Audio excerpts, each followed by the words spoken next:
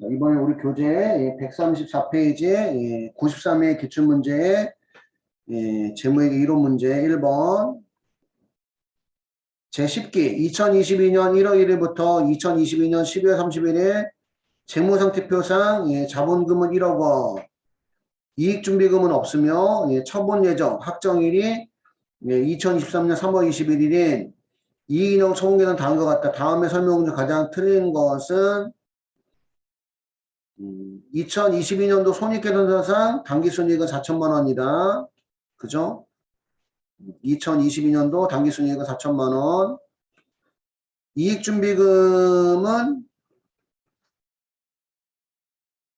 임의적립금에 해당한다. 2번 틀렸죠? 이익준비금은 법정적립금이에요.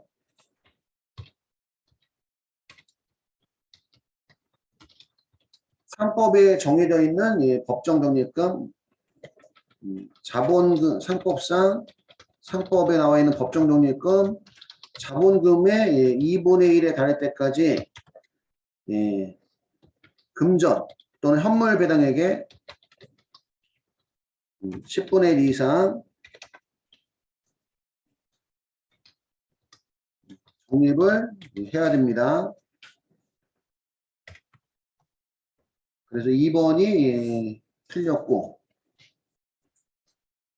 2023년 3월 20일 현금 배당과 관련된 회계 처리를 해야 되고 여기까지는 2022년도 12월 31일 것까지에 대한 정리해 놓은 거고 임의적립금 200부터 현금 배당까지는 다음 연도 언제 3월 20일 날 처분한다는 얘기입니다. 그래서 여기에 대한 회계 처리 임의적립금 200부터 현금 배당까지에 대한 회계 처리는 23년 3월 20일 날 하는 거예요. 23년 3월 20일 날 현금 배당과 관련된 회계 처리를 해야 되고 2022년도 전기요금 수정사항을 발견하였으며 전기요금 수정사항 발견했으며 중대한 오류에 들어가니까 전기 미처분 이익잉여금에서 가감하는 겁니다. 전기오류 수정 손익은 수정 손익은 금액이 중요한 경우는 전기 미처분 이익잉여금에 가감 조정을 해야 되고 전기 재무제표도 제작성 해야 되고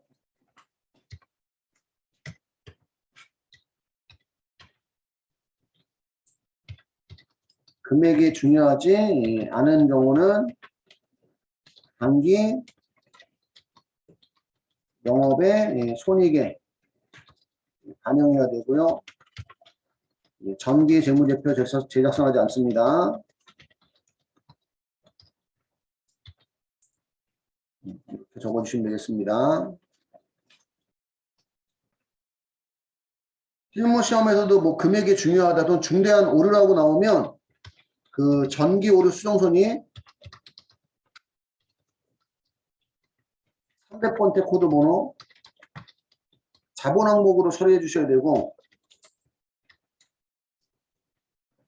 금액이 중요하지 않다고 나오면 또는 중대한 오류가 아니라고 나오면 전기 오류 수정손이 900번째 코드 번호 영업의 수익이나 영업의 비용 사용해 주셔야 됩니다. 그렇게 보시면 되고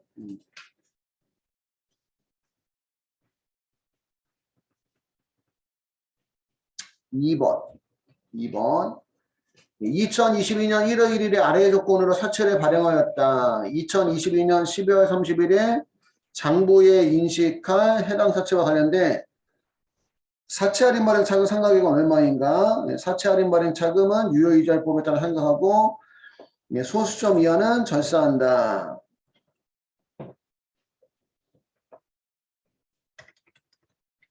사채 발행 시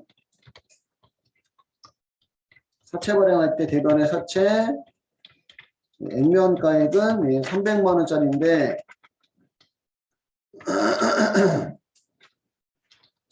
보통예금 등으로 받은 발행가액은 277만 6,183원이에요. 나머지가 이제 사채, 할인 발행 차금 300만 원에서 277만 6,183원 빼면 22만 3,817원.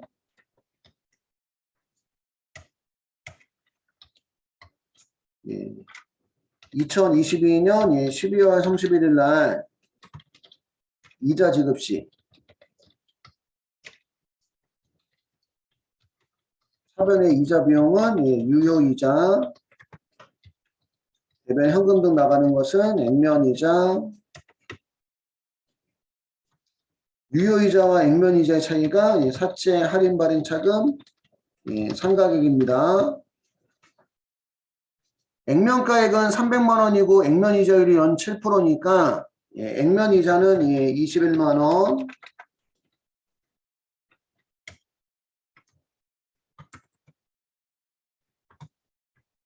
유효이자는 사채의 장부가액. 장부가액은 액면가액에서 사채 할인 발행 차금 뺀 거. 처음에는 그래서 발행가액이 장부가액이에요. 277만 6,183원 곱하기 유효이율 10%. 그러면 277만 6,183원에 10% 하니까 27만 7,618원. 이자 비용이 27만 7,618원이고 액면이자 21만 원 빼니까 6만 7,618원이 되겠죠. 답이 1번입니다. 1번.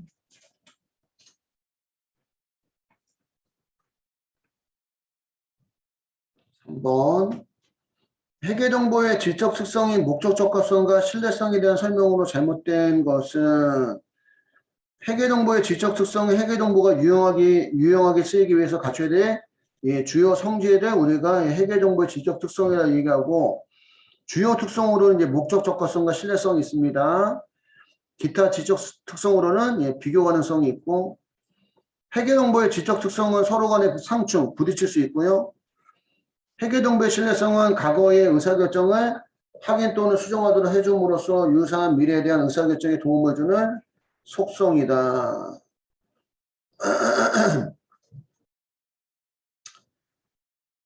과거의 의사결정 확인 또는 수정하도록 해줌으로써 이게 저기 뭐지? 그 피드백 가치에 대한 건데, 이거는 지금 신뢰성이 아니라 목적 적합성에 대한 내용이에요. 이거는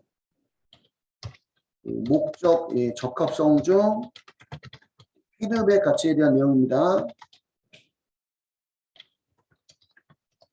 3번이 틀렸고, 일반적으로 반기재무제표는 연차재무제표에 비해 목적 적합성은 높지만 신뢰성은 낮다. 반기재무제표를 쓰는 거는 단기재무제표 쓰거나 분기별 재무제표 쓰는 거는 목적 적합성 중 적시성에 대한 내용입니다. 적시성.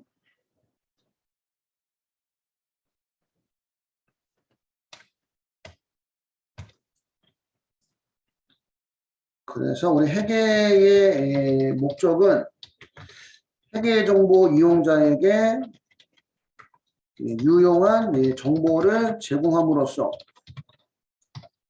합리적 의사결정을 할 수 있도록 하는 게 회계의 목적이고,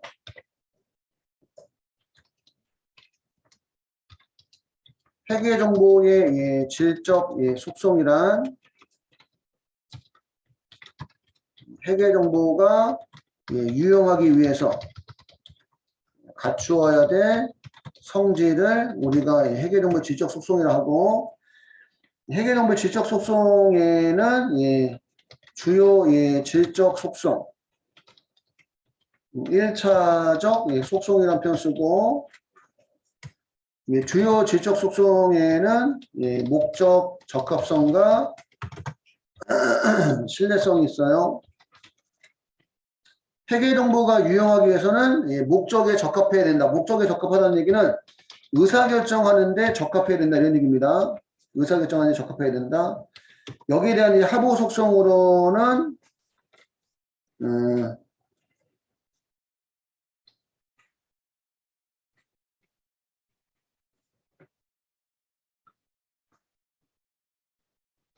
갑자기 적시성, 그 다음 피드백 가치, 그치, 예측 가치,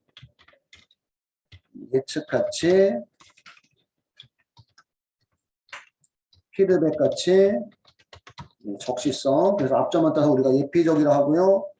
예, 얘네들은 예, 지금 당장이 중요하기 때문에 공정가의 발생주의, 예, 진행기준과 관련되어 있고 신뢰성은 회계 정보가 유용하기 위해서는 예, 믿을 수 있어야 된다 이런 얘기입니다. 그래서 표현의 예, 충실성, 하부 속성으로 검증 가능성, 중립성이 있고 회계 정보가 예, 신뢰성과 관련되어 있는 것들은 예, 공정가액의 반대인 역사적 원가, 취득 원가나 예, 발생 당시가액, 그다음 발행주의가 아니라 발생주의죠, 그지? 발생주의의 반대가 현금주의, 현금이 들어와 봐야 된다. 그 다음에 진행 기준 대신에 완성 기준, 완성돼 봐야지 않다. 이런 게 있고, 얘들은 우리가 상충관계라는 또 표현 써요. 상충관계.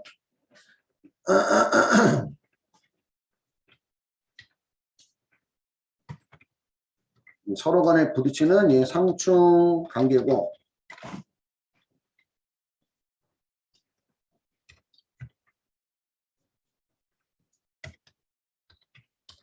부차적, 질적, 속성, 즉 2차적 속성으로는 비교 가능성이 있습니다. 비교 가능성이 또 두 가지가 있어요.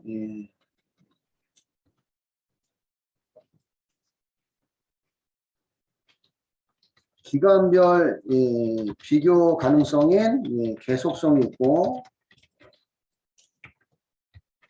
업종별 비교 가능성인 통일성이 있습니다.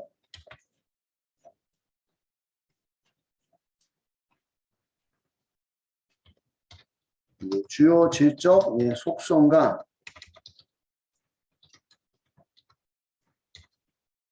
상충되는 경우는 주요 질적 속성을 우선 적용합니다.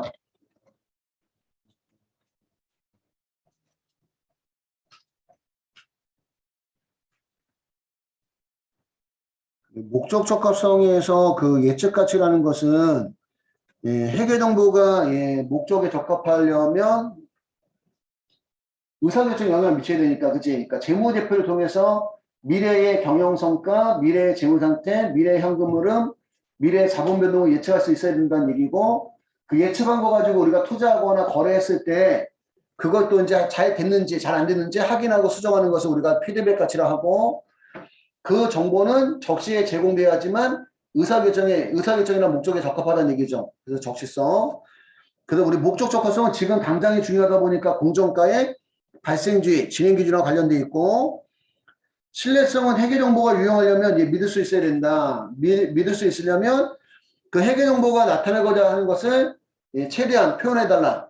그지? 계정 과목이라든가 또는 이제 주석을 통해서 표현의 충실성이고, 그 다음에 검증 가능성은 가능성인데 가성성이 아니라 가능성. 누가 검증한다 하더라도 객관적으로 검증이 가능해야 된다. 검증 가능성. 그래야지만 믿을 수 있다. 중립성은 누구한테든지 치우치는 정보가 되면 안 된다는 게 중립성. 그래서 신뢰 믿을 수 있으려면 역사적 원가, 현금주의 완성 기준과 관련되어 있고요. 부차적 질적 속성은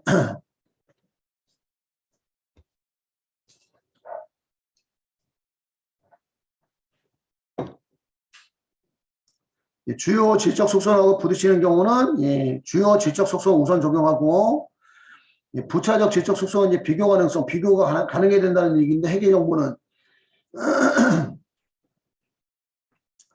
기간별 비교 가능성은 계독성, 한 번 적용한 방법은 계속 적용해야 된다. 전년도에 재고 자산에 대해서 선인선출법 적용했으면 이번 연도 선인선출법 그런 얘기고 업종별 비교 가능성 우리 통일성이라 하는데 동일한 동일한 업종일 때 A가 만약에 기계장치에 대해서 정류법으로 생각한다면 B라는 회사도 정류법 생각해야 된다 이런 뜻입니다. 그렇게 이해하시면 되고 그 내용이 나온 거고요. 4번 근로자 퇴직급여 보장법에 의한 퇴직연금에는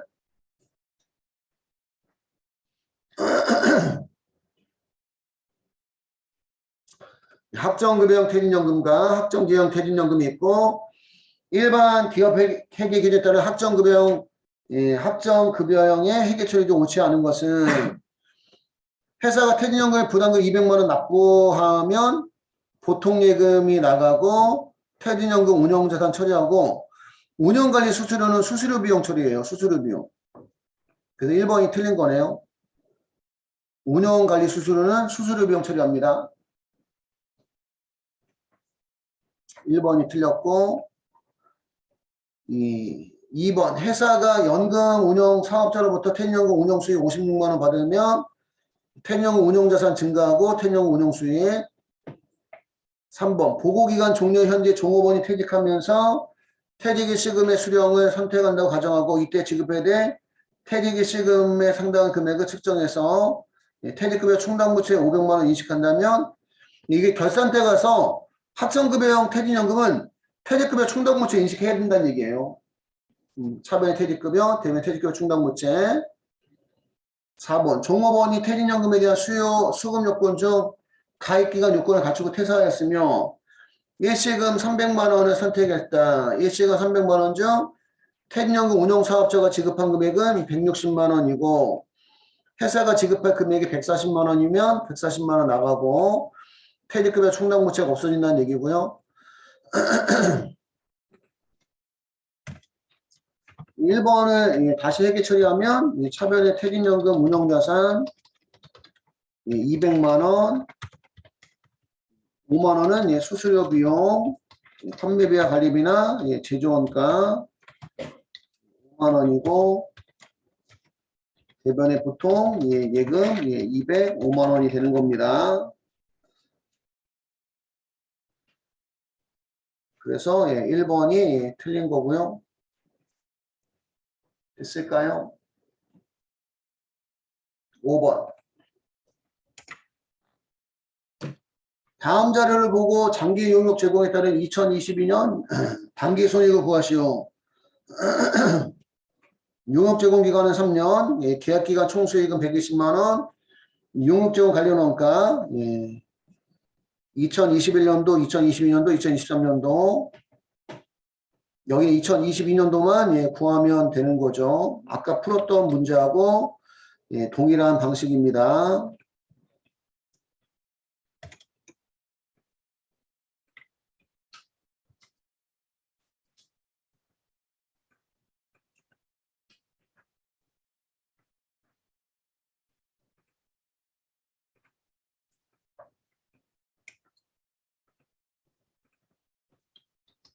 진행률, 단기 공사 수익, 단기 공사 원가, 단기 공사, 여기는 손실이 나오는 문제구나, 손실이.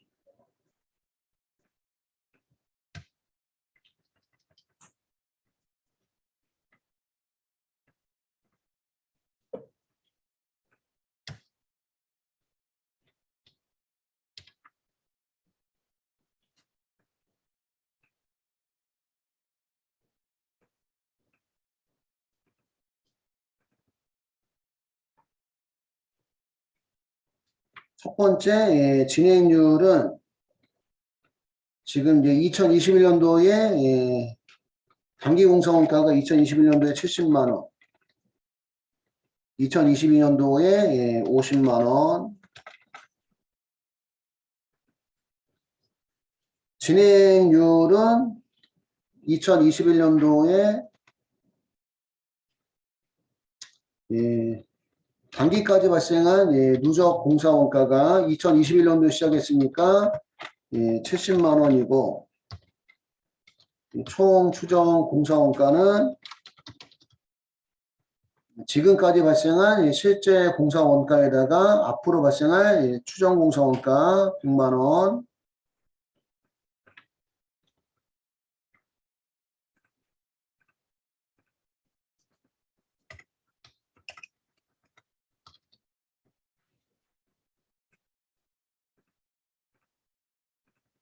그 70만 원 중에 100만 원 중에 70만 원이니까 진행률이 70%고요. 단기 공사 수익은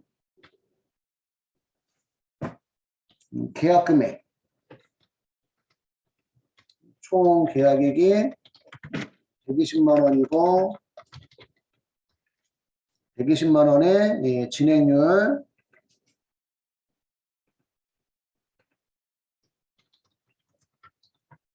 70% 해서 84만 원이고요.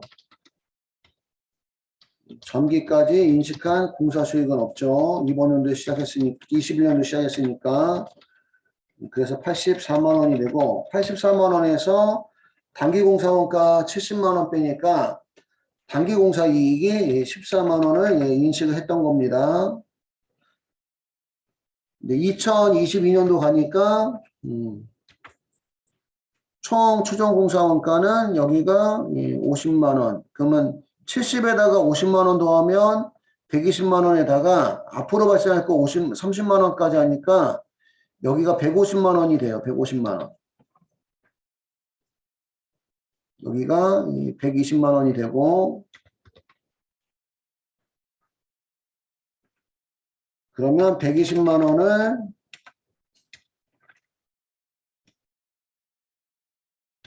150만 원 나눠주니까 진행률은 80%고,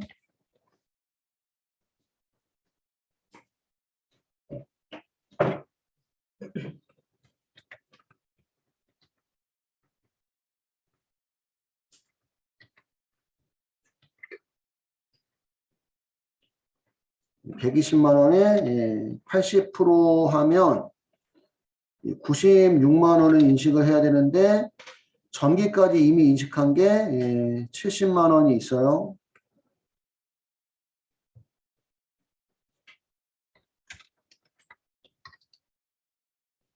그럼 96만 원에서 70만 원을 빼주면 16만 원이 26만 원이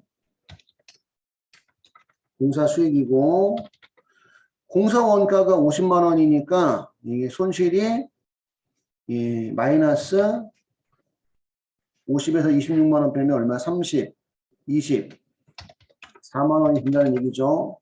근데 결과적으로 보면 앞으로 들어갈 것까지 해서 지금 150만 원이잖아요. 그지? 근데 공사 원가가 150만 원으로 예상이 되는데 공사 수익이 120만 원이라면 앞으로 발생할 것까지 미리 손실로 인식을 해야 돼요.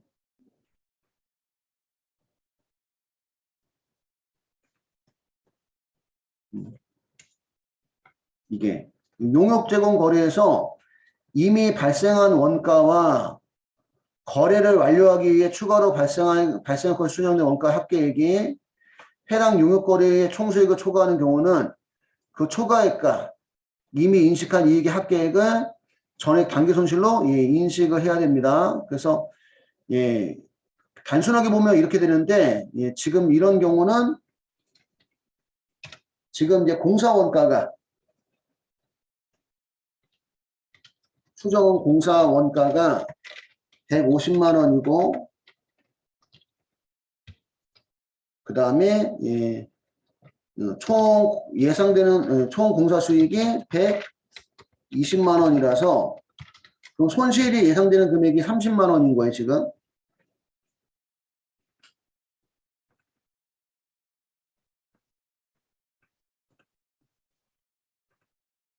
좀 예외적인 상황에 들어가는 겁니다. 그러면 손실 예상에 30만 원에다가 그 전에 인식한 공사수익, 이미 공사수익 14만 원 인식했기 때문에 이미 인식한 공사수익 14만 원을 더하면 공사 손실에 44만 원을 인식을 해야 돼요.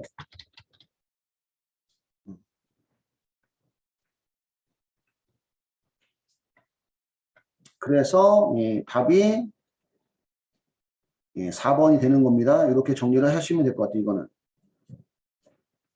여기까지 해서 93회 재무회계 이론 문제는 끝났습니다. 좀 예외적인 부분이에요.